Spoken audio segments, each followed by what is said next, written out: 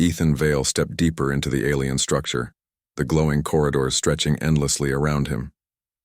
Each wall shimmered like liquid crystal, and the light danced across the floor in patterns that seemed to respond to his movement. Despite the beauty, the air hummed with tension. He could feel the Queen's presence everywhere, watching, judging, learning. The first chamber had tested his logic and compassion, but he knew this was only the beginning.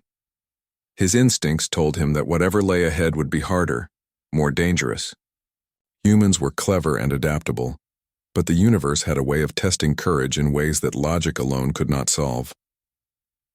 The corridor widened into a vast hall filled with strange, hovering spheres. Each sphere contained a shifting image, a scene from another world, another species, another life. Some were peaceful, full of beauty and music. Others were dark, filled with fear and conflict. A voice echoed inside his mind. Calm, deliberate, commanding. "These are the lives of those who failed my trials," the Queen whispered. Her words were not spoken aloud but felt, like a vibration in his chest. They possessed strength, cunning, and ambition, yet they lacked what I seek. Ethan shivered. The weight of her observation pressed on him. He realized the truth. She wasn't just testing him physically or mentally. She was observing his soul, his choices, his heart. The smallest decision could reveal who he truly was. A sphere floated toward him, its image changing rapidly. Inside, a life form struggled to escape a collapsing habitat. Its world was burning, and the creature's cries echoed in Ethan's mind.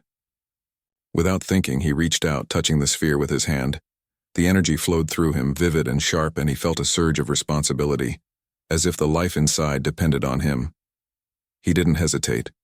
He analyzed the patterns, manipulating the light and energy until the scene stabilized. The creature survived, saved by his intervention. "Compassion," the Queen murmured almost approvingly. "It is rare. Strength alone is meaningless."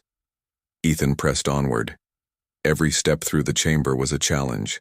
Spheres moved unpredictably, each containing a puzzle, a crisis, or a moral test.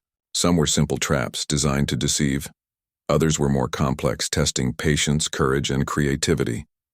Ethan relied on his human instincts, on the lessons of survival and empathy that his species had honed for centuries. Hours passed, or maybe only minutes.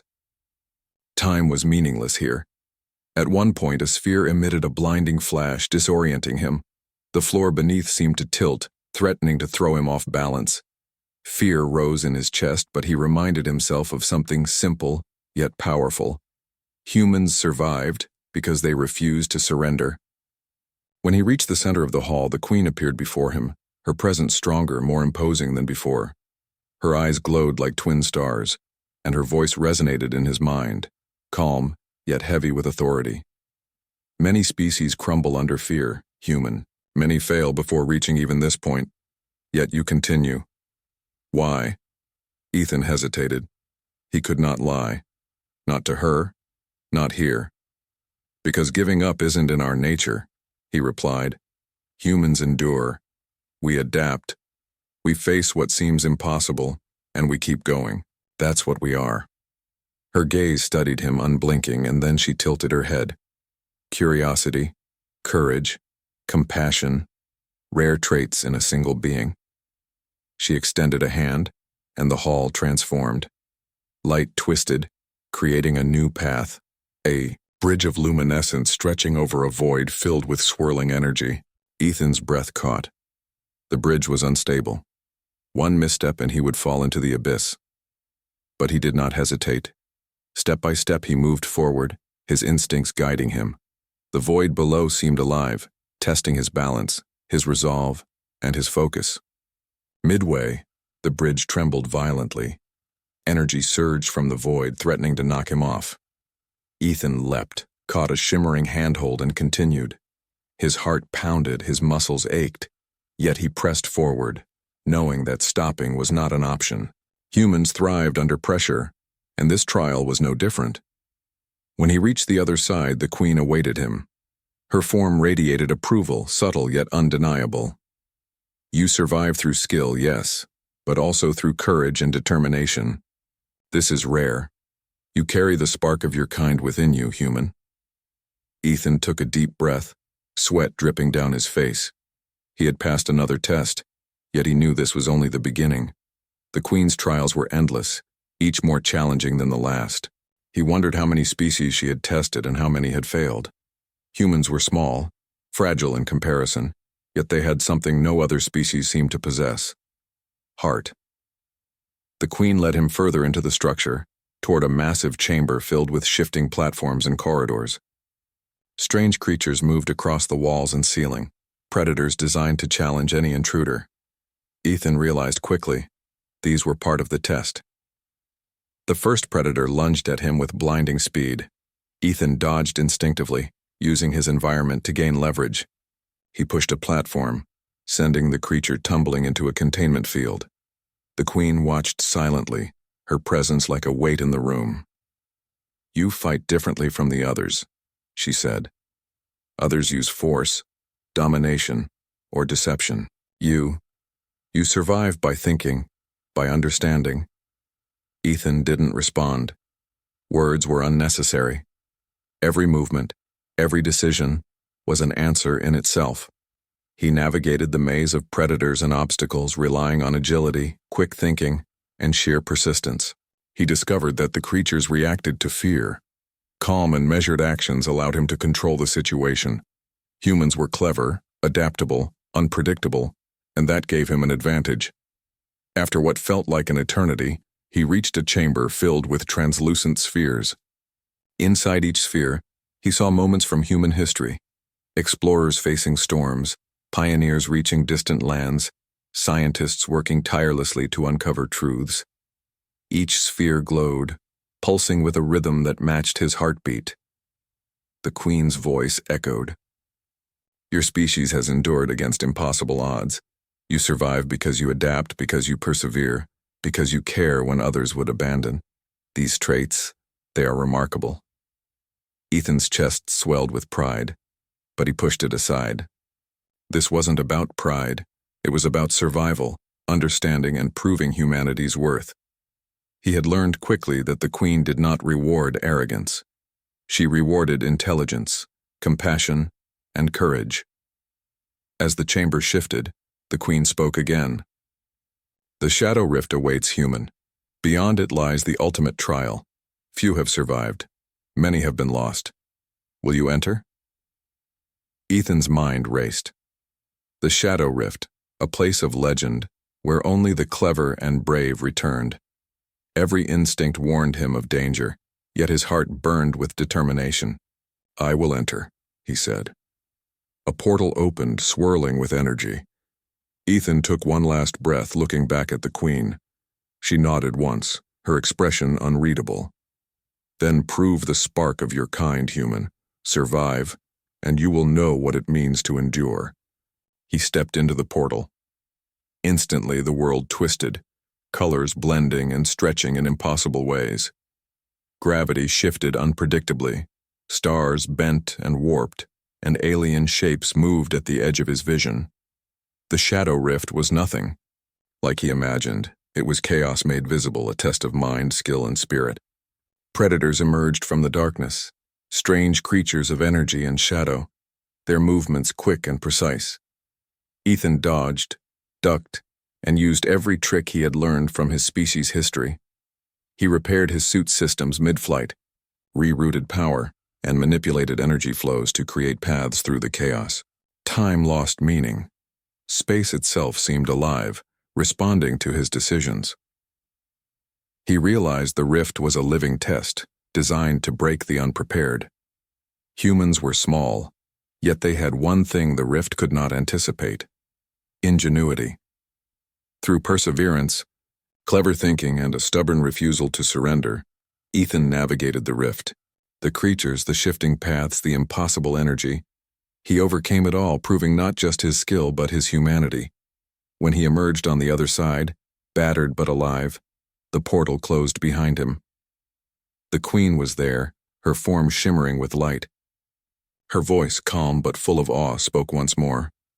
"You have endured, human. Few have survived the shadow rift.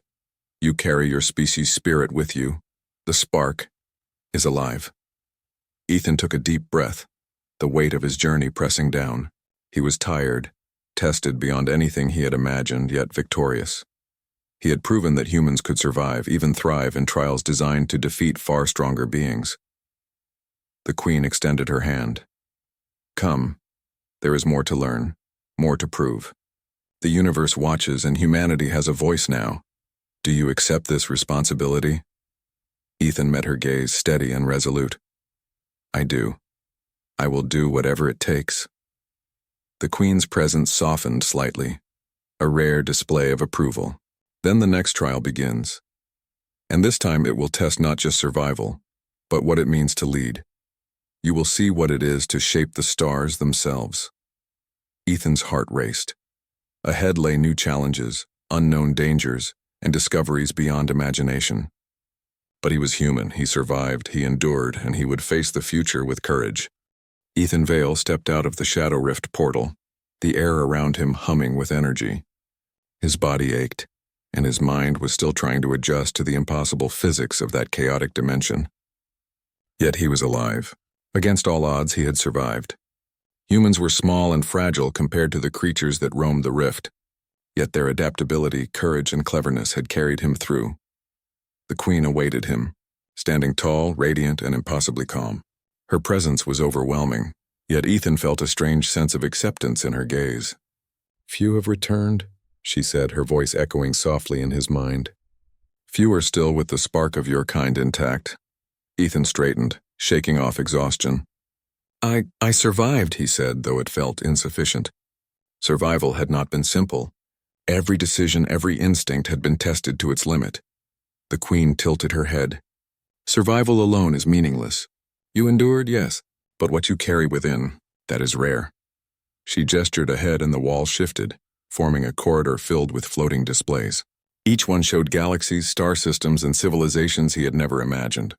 Some were thriving, others destroyed, each marked with timestamps of millennia. The Queen guided him through the visions, her hand moving gracefully in the air, and Ethan realized that she was revealing secrets of the universe itself. I have watched countless species, she said, some with strength, some with intelligence, some with ambition. All have failed to balance what is needed to endure the universe's trials. Humans, you are different. You are small, yet you survive where others perish. You feel deeply, yet you act decisively. You possess curiosity and courage in equal measure. Ethan listened, trying to comprehend the enormity of her words. Humanity had explored only a fraction of the stars. Yet here he was in a structure far older and wiser than anything humans had ever known, being told that his species held something rare, something that even powerful alien civilizations lacked. The Queen led him to a vast chamber at the core of the structure. The walls shimmered, revealing patterns and symbols that pulsed like a heartbeat. At the center floated a crystalline sphere, radiating energy so intense that it made the air shimmer. Ethan instinctively took a step back. This, she said, is the Codex of the Empires. It holds knowledge accumulated over countless civilizations. I have seen species rise and fall, leaders emerge and perish, empires built and destroyed. And now you stand before it. Ethan's heart raced. Knowledge of that magnitude was beyond imagination. It contained secrets of space travel, diplomacy, defense, and survival spanning eons.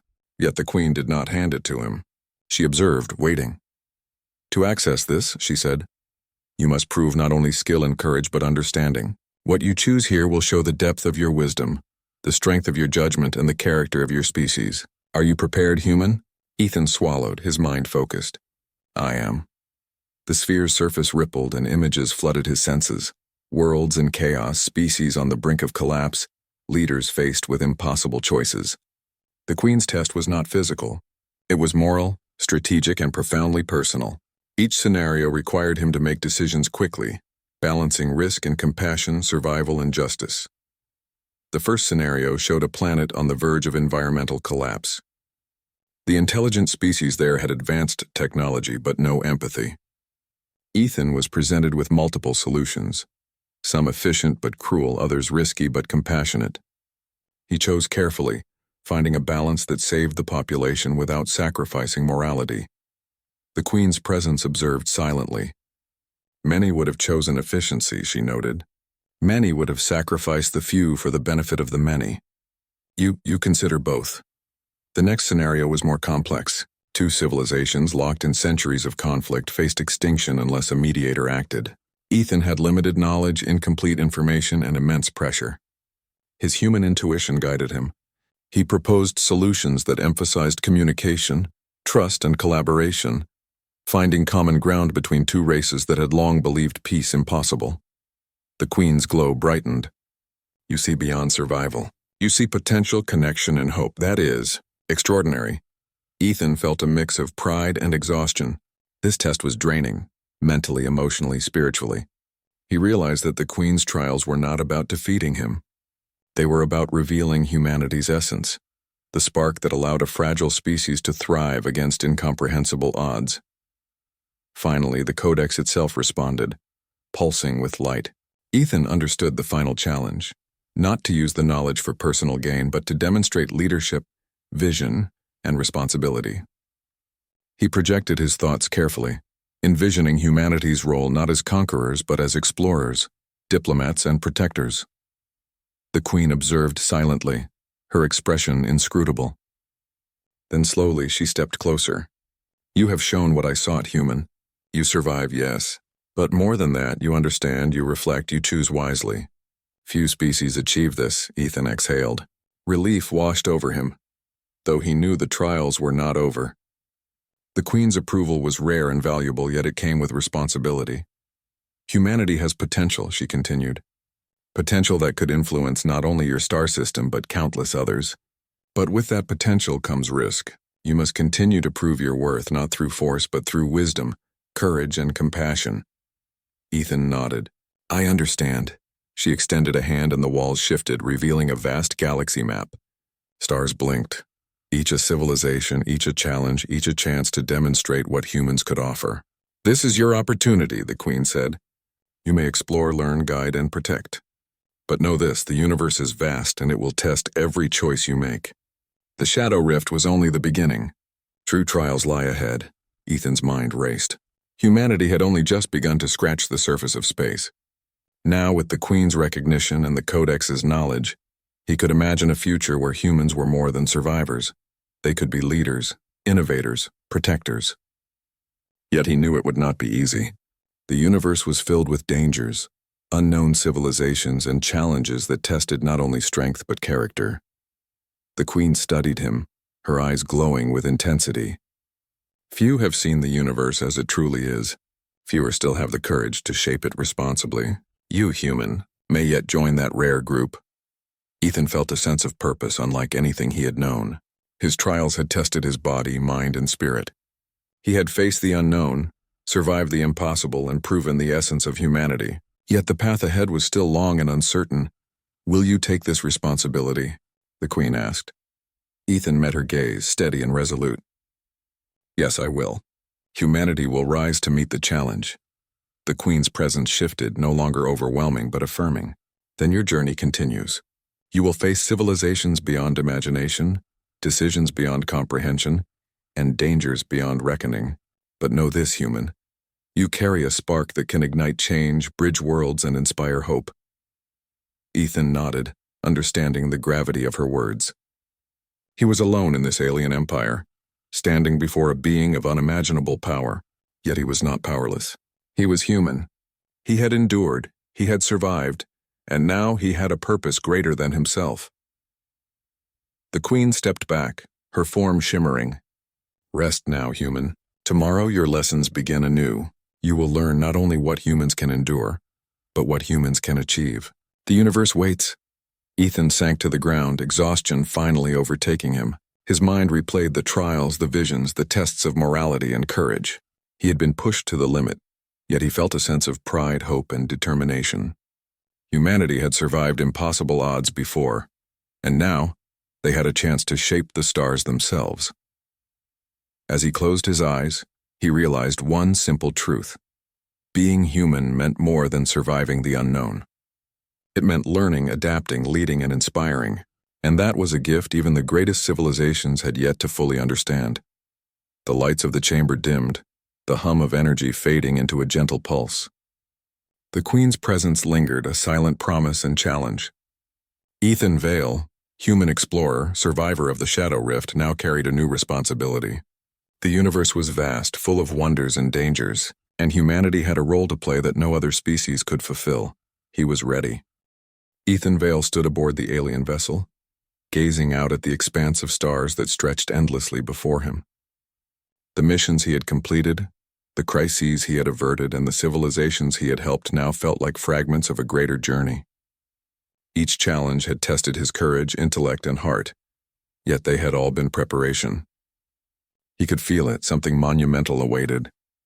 The Queen's presence emerged beside him, radiant and powerful. Unlike before, her glow was softer, almost contemplative. You have endured, human. You have survived the Shadow Rift. You have led civilizations, averted crises, and proven the worth of your species. Few beings in the universe could match this, yet there is more to understand. Ethan straightened, anticipation and apprehension coiling together. I'm ready, he said. He had learned to trust his instincts, to act decisively, and to carry humanity's spirit with him. Yet he knew that this final stage would push him further than ever before. Beyond this chamber lies the Conclave, the Queen said, an assembly of the oldest civilizations, the wisest leaders, and the most powerful entities in existence. They will observe you. They will judge you. And they will decide whether your kind has the right to shape the stars alongside them. Ethan's heart pounded. Humans had always looked at the stars with wonder. Yet now he would present them before the universe's most formidable entities. He felt small, fragile, yet unbroken. That was humanity's strength. The Queen led him through a corridor that shimmered like liquid light, the walls reflecting stars that seemed impossibly distant and close at the same time. When they reached the end, a massive chamber opened before them. It was immense, circular, and filled with beings of every imaginable shape, size, and form. Some glowed with energy. Others had forms so alien that Ethan could barely comprehend them. Yet each radiated power, wisdom, and authority. At the center, the Queen gestured for him to step forward. Human, she said, you have survived, learned, and demonstrated the essence of your kind. Now show the Conclave what it means to endure, adapt, and inspire. Ethan stepped onto the central platform. The beings in the chamber regarded him silently. A hush fell over the assembly, as if the universe itself were holding its breath. He felt exposed, alone, yet confident. He carried something no other species had, the human spirit. He spoke clearly, his voice carrying across the chamber despite its vastness. I am Ethan Vale from Earth. I stand before you not to boast of my strength, but to represent my species. Humans are small and fragile, yet we endure, we adapt. We care for one another, and for others in need. We make mistakes, yet we learn. We face impossible odds, yet we rise. That is what it means to be human. The assembly was silent for a moment. Then, a low hum of acknowledgement spread through the chamber. One being, towering and crystalline, spoke in a voice that resonated in thought rather than sound. You speak with clarity, yet also with humility. Few species understand themselves so deeply. Another entity, shrouded in shadow and light, added, humans are unpredictable, yet resilient. They survive where others fail. Their courage is bound not by size or strength, but by spirit. Ethan felt a surge of pride, tempered by responsibility. He understood that this was not the end, it was a beginning. The assembly watched closely, evaluating every word, every gesture, every heartbeat. Humanity's fate in the interstellar stage depended not on power alone, but on character. The Queen stepped forward, her form luminous, radiating authority. The Conclave sees what I have seen, human. Few species inspire such recognition. You have demonstrated not only survival and skill, but the rare qualities of courage, empathy, and vision. Now you have a choice. Ethan's eyes widened. A choice? Yes, the Queen replied. Humanity may join the Interstellar Alliance, contributing to exploration, governance, and protection of the cosmos. But this is not a gift. It is a responsibility. Your species will be tested continually. You will face challenges that may threaten survival itself. You will be expected to lead with wisdom, to act with compassion, and to endure where others falter. Will humanity accept this path? Ethan took a deep breath. He thought of Earth, of the people he had left behind, of the lessons humanity had learned over millennia.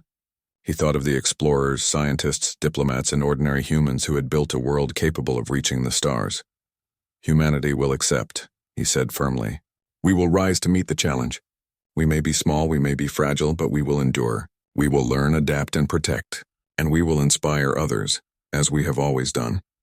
A wave of energy pulsed through the chamber.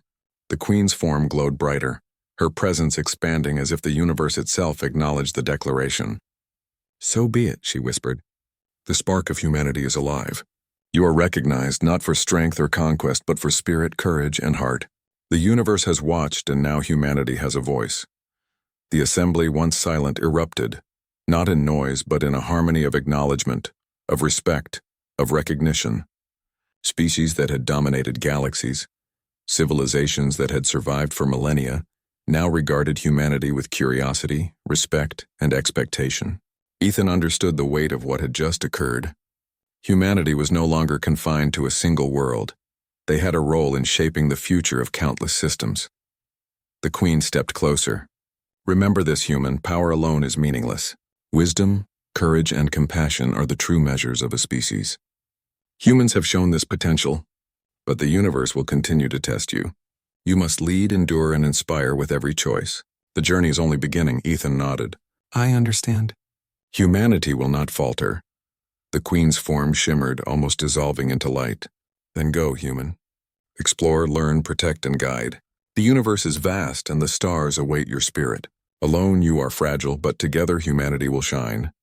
As her presence faded, Ethan felt a profound clarity. The trials, the crises, and the tests had forged something within him. He was human, yes, but he carried the collective spirit of his species, the courage, ingenuity, and heart that had always allowed humanity to endure. He stepped back onto his vessel.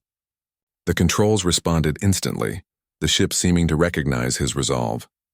Maps of stars, galaxies, and civilizations stretched across the displays. Some were stable, others unstable. Some at peace, others on the brink of conflict. Each star, each planet, each civilization offered challenges and opportunities. Humanity's journey was only beginning. As the vessel lifted off, Ethan looked out at the galaxy, feeling the weight of responsibility and the thrill of possibility. Humans were small, fragile, yet powerful in ways the universe had underestimated. Their courage, intelligence, and heart could shape events, inspire others, and endure where others might fail. He thought back to the Queen's first words, whispered in that alien chamber. "Alone, human?" Ethan smiled, a quiet determination settling over him. He had been alone, yes, but he was not weak. Alone he could survive. Together, humanity could thrive. The spark she had recognized burned brightly within him, and he would carry it across the stars. The galaxy stretched endlessly before him, full of wonder, danger, and potential. Yet for the first time, Ethan Vale felt a certainty that humans were not just survivors. They were participants, leaders, and protectors of the universe. "Humanity will rise," he whispered to himself, "and we will show the universe what it truly means to endure." The stars seemed to shimmer in response, as if acknowledging his words. And for the first time, Ethan realized that being human was not about strength or size, but about spirit, courage, and the unyielding will to face the unknown. The journey ahead was long. There would be trials, crises, and challenges beyond imagination. Yet humanity would endure. Humanity would adapt. Humanity would shine. And Ethan Vale, the lone human who had faced the Shadow Rift and earned the recognition of the most powerful alien queen, would carry that spark into the galaxy, into history, and into the heart of the universe itself. The Queen's whisper echoed one final time in his mind, soft and full of meaning. "Alone, human. You are never truly alone. You carry the universe within you." Ethan Vale smiled, his resolve firm. Humanity was ready. The night was quiet at the secret research facility hidden in the mountains. Outside, the wind howled against the metal walls, carrying with it the scent of cold stone and pine.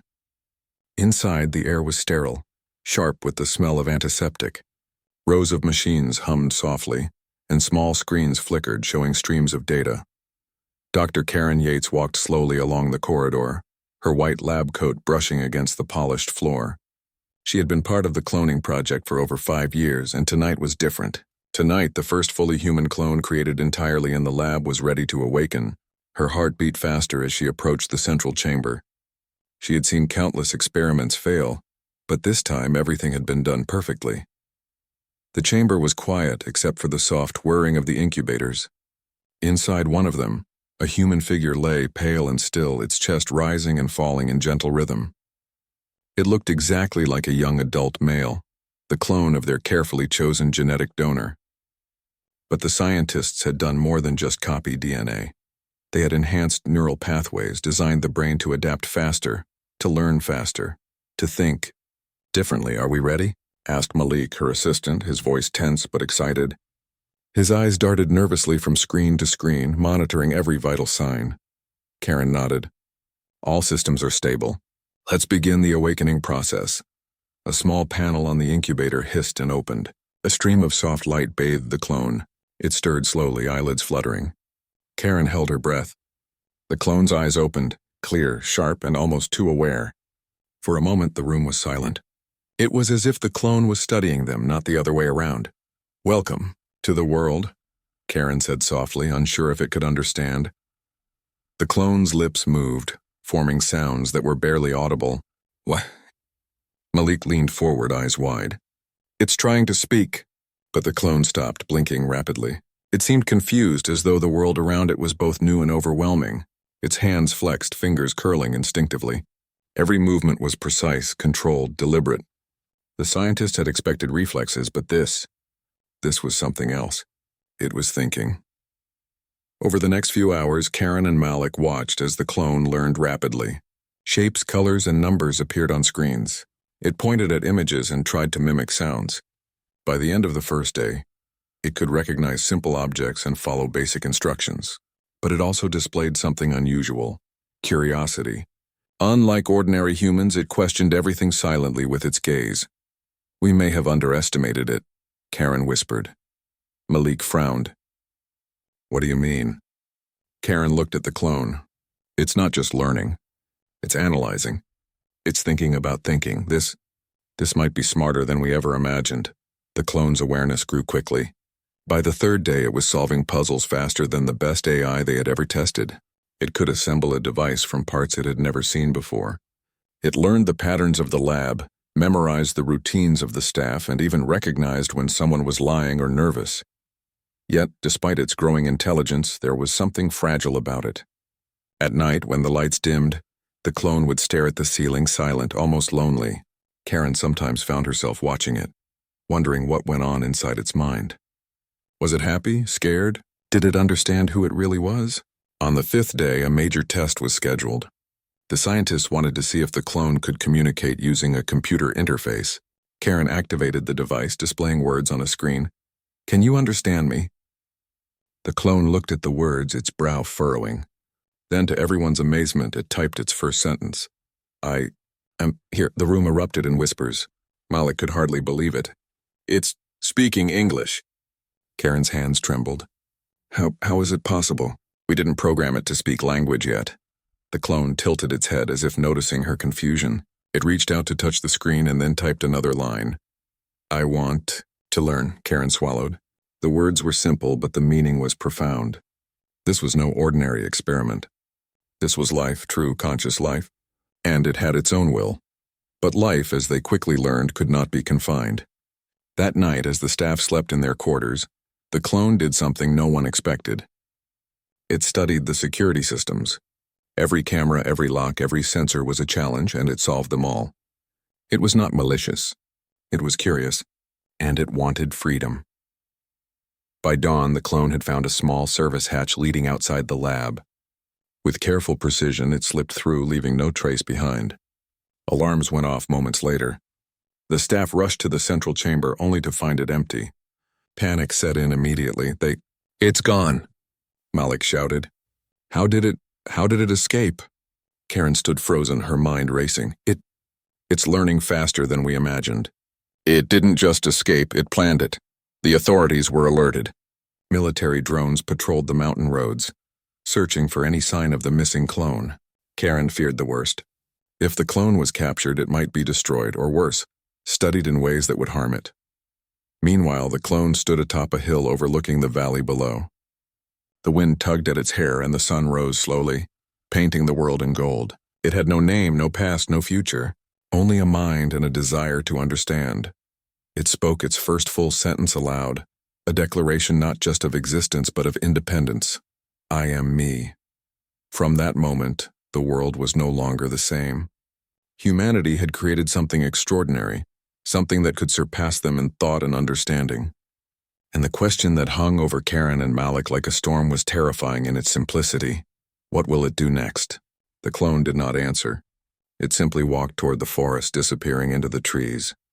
It had learned to speak. It had learned to think. And now it would learn the world. And somewhere deep in the facility, Karen made a silent promise. She would protect it. She would teach it.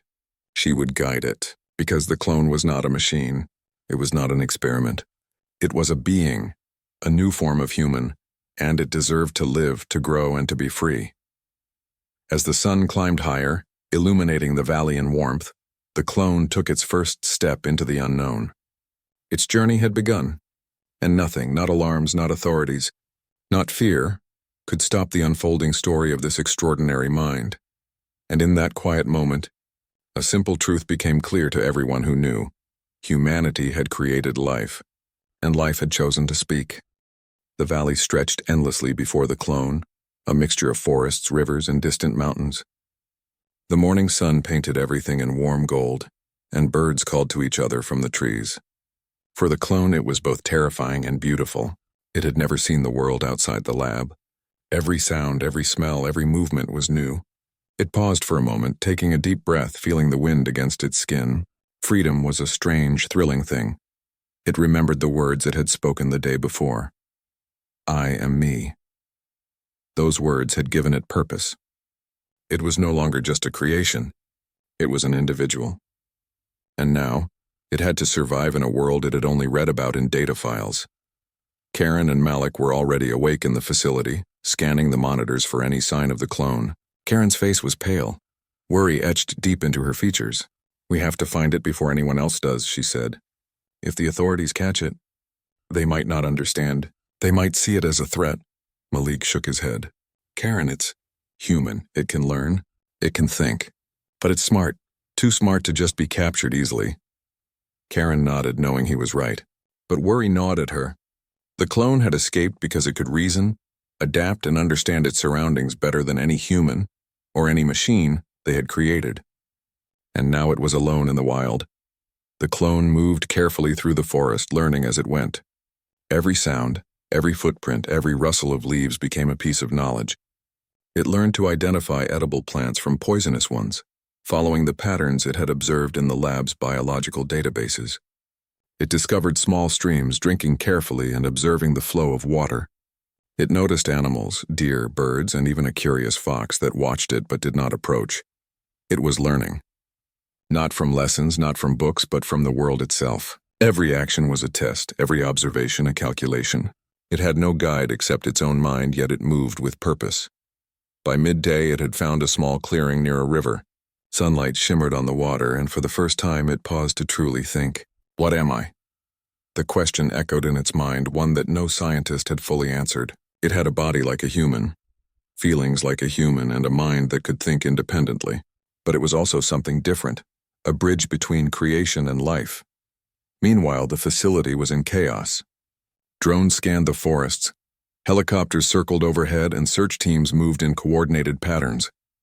Karen had refused to involve the military fully, fearing what they might do if the clone was found. She had convinced the facility's director to limit the search to observation, tracking without engagement. But time was against them. Authorities outside the facility had already learned about the escape, and their interest was growing fast. Back in the forest, the clone had begun to experiment. It found a fallen branch and broke it apart, observing the wood structure. It made small marks in the dirt, testing cause and effect. It noticed patterns in the leaves, the way sunlight moved through the trees, the sounds of the wind. Its mind was alive with curiosity, and then it heard something new. Voices. Human voices, not distant, not artificial, but close. It crouched low, peering through the underbrush. A group of hikers moved along a trail, laughing and talking. The clone's first instinct was caution. It hid, but then it did something remarkable. It tried to speak. Hello, it whispered, its voice soft but precise. English. The hikers stopped, turning their heads in confusion. Did someone say something? One of them asked, scanning the forest. The clone repeated the word louder this time. Hello?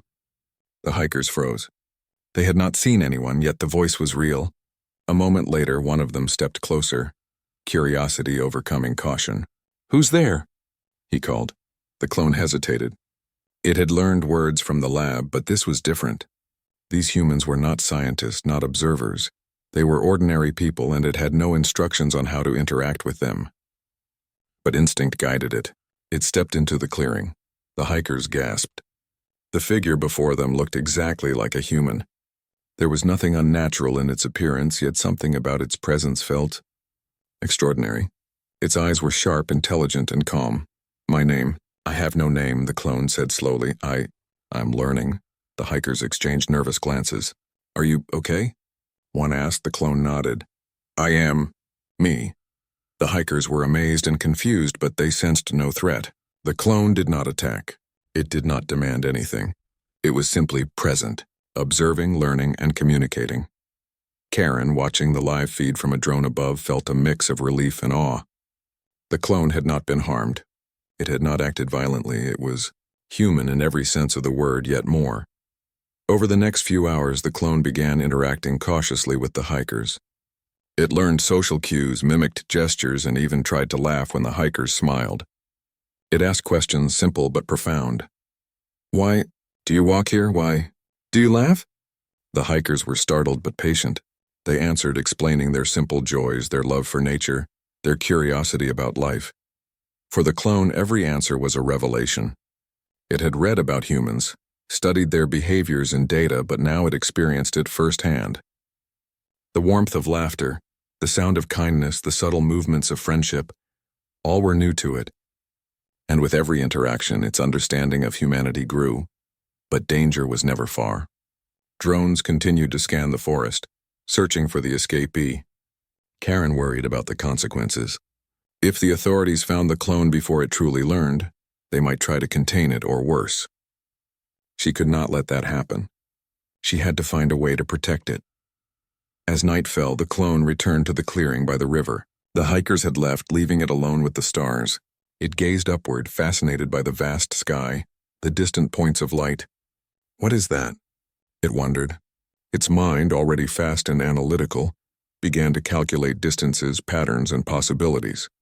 It remembered data from the lab, and now it could connect it to the real universe above. I want to know, it whispered to itself. The words were simple, but their meaning was deep. It wanted to understand life, the world, and its place within it. It wanted not just to exist, but to grow, to think, and to learn. Miles away, Karen sat in her control room, staring at the monitors. She could see the clone moving, exploring, and she felt something she had never felt before. Hope. Humanity had created something extraordinary, but it was not just her creation anymore. It was a being with its own thoughts, its own desires, and its own future. The first step had been taken.